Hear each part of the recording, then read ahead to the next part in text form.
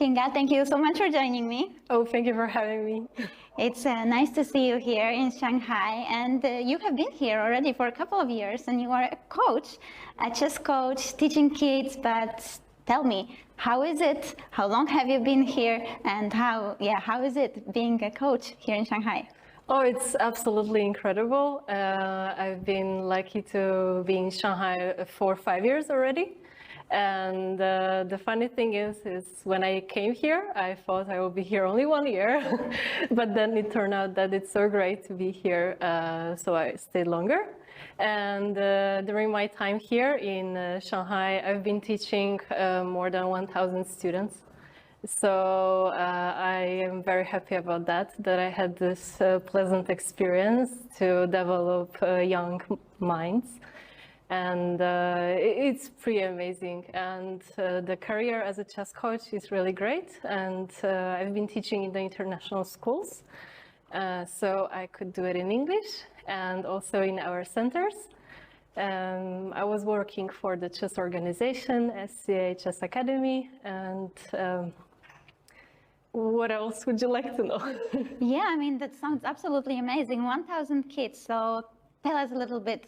Okay, you came, the idea was to be here 1 year. What was the most amazing experience that made you think, okay, I will stay here a little bit longer? Oh, it's definitely a great place because chess in China are very popular and parents choose chess as an extracurricular activity, and they are aware of all the benefits that chess can bring to children, such as developing critical thinking, improving memory. So definitely the interest is very high, and our classes at schools are quite big, I would say. We usually have up to 14 students, and in our centers very similar.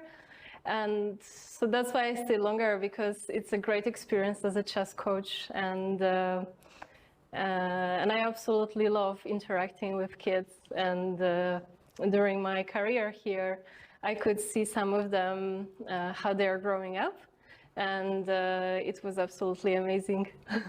Oh yeah, that sounds lovely, actually. The last part, especially.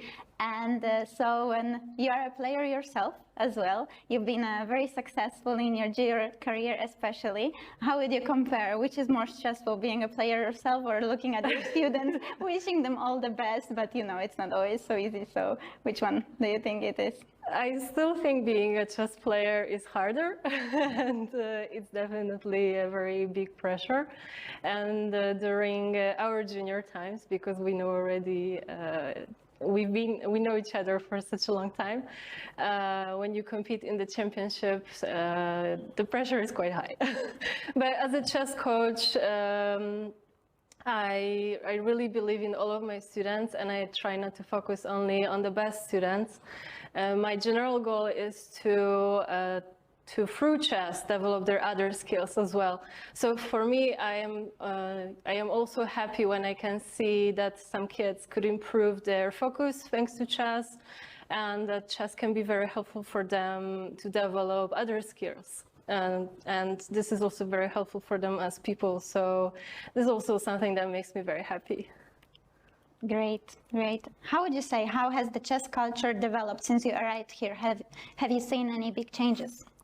Well, chess is super popular here, and I would say now we can even have a Ding Liren effect. So our academy had more and more students.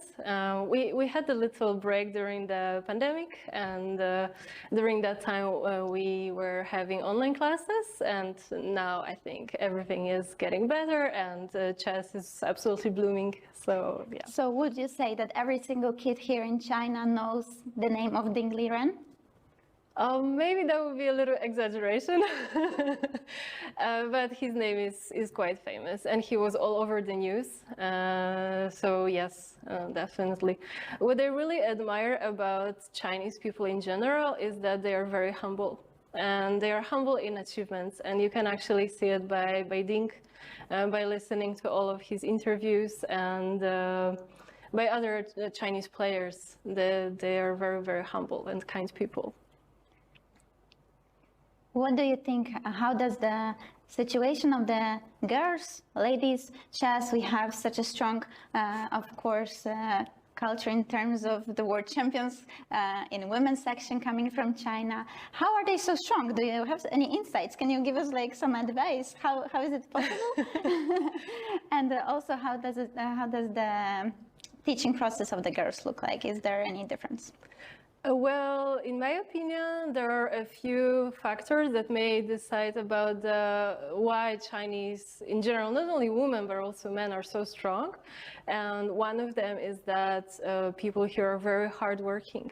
And they definitely believe in the growth mindset, and they are studying chess all the time.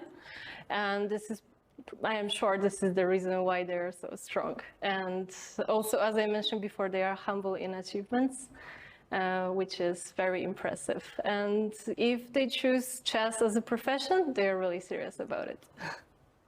So no joking around. No, probably no. And my last question, because you have visited the venue of the Women's World Championship match, how does it feel? How was it to see those two brilliant ladies in action? Oh, I was very, very happy about this. And the atmosphere there is absolutely incredible. And this is like a lifetime opportunity to be there. And of course, it's quite tense. But it's amazing to see them. And I was also lucky to be here in 2020 when Zhu Wenjun was challenged by Goryachkina. And it was also a pleasure to watch them during the press conference. So it's really the second time to be here for me.